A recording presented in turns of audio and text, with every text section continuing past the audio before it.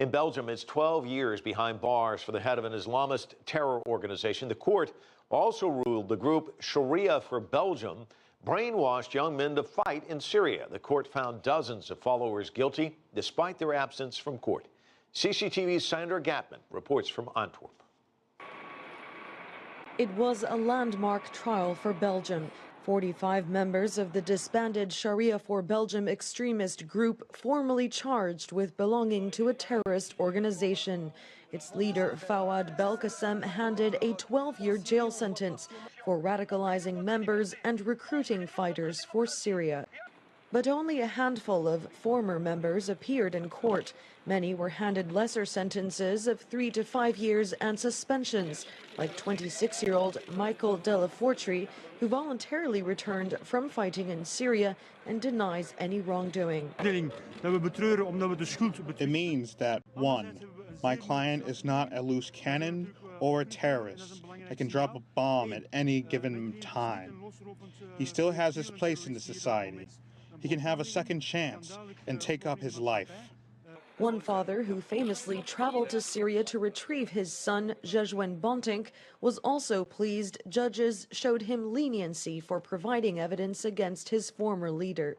The trial took a very long time also, so I'm happy there's a verdict and I can find myself in this verdict. I'm a happy guy and my son too. We don't complain. Of more than 350 Belgians reported to be fighting in Syria, around 10% are believed to have had links to Fouad Belkacem's group. Sharia4Belgium came to public attention back in 2010 for opposing democracy in Belgium. Belkacem, who promotes an ultra-conservative strand of Islam known as Salafism, was later jailed for petty crimes and for hate speech against non-Muslims. Politicians from Belgium's right-wing Vlaams Belang party, which campaigns against the so-called Islamization of the West, say Belkacem's case validates their views. It's too little and too late. I think the state and the police should have interfered way sooner.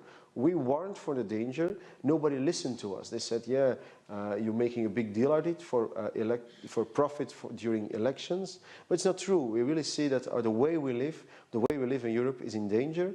And therefore, I'm quite happy there's finally a verdict.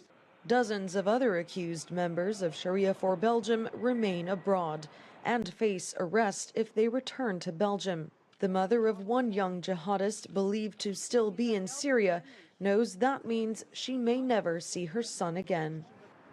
It's hoped that this trial will serve as a deterrent and a warning to other extremist leaders at large across Europe, recruiting and radicalizing young Europeans to fight alongside terror groups abroad. But there are fears of retaliatory attacks following this verdict, and Belgium's security forces will remain on high alert. Sandra Gatman, CCTV, Antwerp.